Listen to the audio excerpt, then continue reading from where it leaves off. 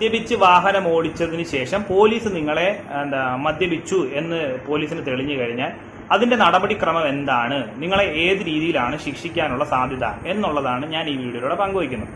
നിങ്ങളൊന്ന് ശ്രദ്ധിച്ചോണം. മറ്റൊന്നുമല്ല, നമ്മൾ മദ്യപിച്ച് വാഹനം ഓടിച്ച ഒരാളാണെങ്കിൽ അദ്ദേഹത്തെ നമ്മൾ പോലീസ് കൈ കാണിച്ചു നിർത്തുന്നു. അപ്പോൾ എന്ത് ചെയ്യും? പോലീസ് ബ്രീത്തിങ് അനലൈസർ എന്ന് പറഞ്ഞൊരു മെഷീൻ കൊണ്ട് നിങ്ങളെ ഊതിക്കുന്നു.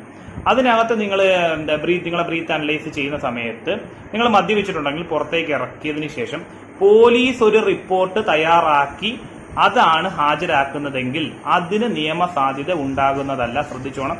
പോലീസ് തയ്യാറാക്കി ടൈപ്പ് ചെയ്ത് നൽകുന്ന ഒരു റിപ്പോർട്ടിന് നിയമസാധ്യത ഉണ്ടാവില്ല. പിന്നെ ഏതിനാണ് നിയമസാധ്യത എന്ന് വെച്ച് കഴിഞ്ഞാൽ, നിങ്ങളെ ബ്രീത്തിങ് അനലൈസർ ചെയ്തല്ലോ, ഈ ബ്രീത്തിങ് അനലൈസറിൽ നിന്ന് കിട്ടുന്ന പ്രിന്റ് ഔട്ട്, ആ പ്രിന്റ് ഔട്ടിന് മാത്രമേ എന്തുള്ളൂ? നിയമസാധ്യതയുള്ളൂ. കൂടാതെ നിങ്ങൾ മദ്യപിച്ചിട്ടുണ്ടെങ്കിൽ മിനിമം 2 മണിക്കൂറിനകത്ത് നിങ്ങളെ ഒരു ഡോക്ടറിന്റെ അടുത്ത് കൊണ്ടുപോയി നിങ്ങൾ മദ്യപിച്ചിട്ടുണ്ട് എന്നുള്ള കാര്യം ഉറപ്പ് വരുത്തണം. അത് നിയമം കംപ്ലീറ്റ്ലി പറയുന്ന ഒരു പ്രൊസീജിയറാണ്. അപ്പം ഈ 2 കാര്യങ്ങൾ മാത്രമേ നിങ്ങളെ എന്തുള്ളൂ? ശിക്ഷിക്കാനുള്ള ഒരു നിയമ നടപടി ഉള്ളൂ. കാരണം ഈ 2 കാര്യങ്ങളും പോലീസ് പ്രോപ്പറായിട്ട് ഫോളോ അപ്പ് ചെയ്തിരിക്കണം.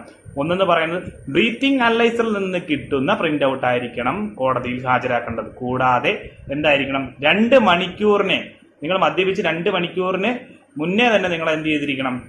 ഒരു മെഡിക്കൽ പ്രാക്ടീഷണറുടെ അടുത്ത് മുമ്പിൽ കൊണ്ടുപോയി അദ്ദേഹത്തിൽ നിന്ന് എന്ത് ചെയ്യണം? സർട്ടിഫിക്കറ്റ് മേടിക്കണം. ഈ 2 കാര്യങ്ങളുമാണ് പോലീസ് ചെയ്യേണ്ടത്.